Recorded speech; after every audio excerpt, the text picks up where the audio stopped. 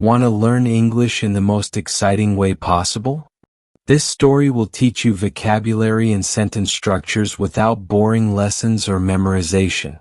If you're ready to level up your English while exploring the Louvre, hit that like button, subscribe right now, and turn on the bell. We post new stories every single day. Luca stood at the entrance of the Louvre, staring up at the glass pyramid. He had seen it in books and videos before, but now it was right in front of him. The museum was massive. It felt like a city inside a building. He walked in, passing the crowds, the cameras, and the security. The air inside was cool and quiet. The floor shone under his feet. Tourists whispered and pointed, following their guides. Everyone had a map. So did Luca. But he wasn't interested in what was on the map. He had heard a story, something strange, something unofficial. It wasn't on the website or in the audio guide. It was a rumor passed between travelers about a painting that wasn't listed anywhere. People said it was somewhere in the Louvre, but no one agreed on where. Some said it was near the Italian section. Others mentioned a hallway with no label. A few even said you had to get lost to find it. Luca didn't even know the name of the painting. Just that it showed a man looking out a window with his back turned, and something mysterious outside. That was it. He didn't know why, but he wanted to see it. He folded the map and put it in his pocket. He passed the Mona Lisa without stopping. Crowds were packed around it, cameras flashing. But Luca barely glanced at her. He kept walking deeper into the museum, turning corners, going up old stone steps, then down narrow halls. He was looking for something that might not even exist. The museum was a maze. Every room led to another. Some were filled with light. Others were dim and quiet. Paintings watched him from the walls. Statues stood like silent guards. He walked past a huge painting of a battle. Then a room full of golden frames.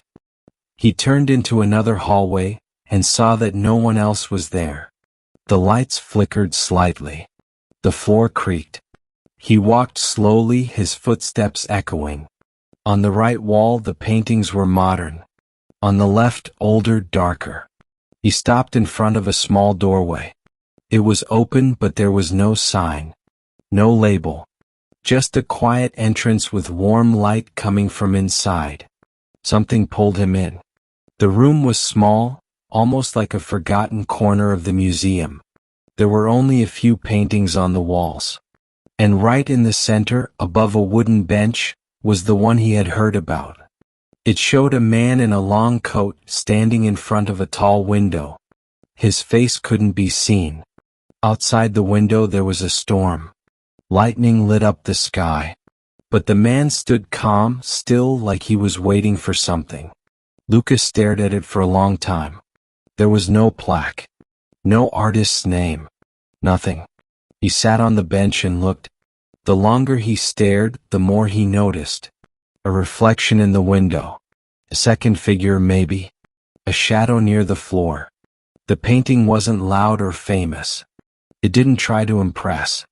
But it made him feel something deep, like a secret only he could understand. Minutes passed. He heard a distant voice, a tour guide speaking in another room. Then silence again. Luca stood up. He looked back one more time. Then he left the room. He didn't try to find it again. He didn't mark it on a map. He just walked back through the museum slowly, calm and thoughtful. When he stepped outside, the Paris air felt different. Lighter. He had gone looking for a painting. What he found was more than that. It was a moment. You just learned English the smart way. Without realizing it, you saw powerful structures like, he didn't try to find it again, and something pulled him in.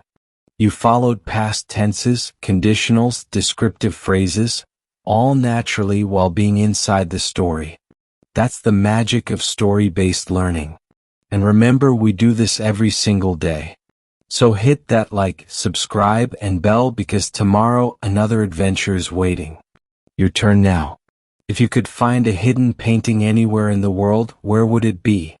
What would it show? Leave your answer in the comments.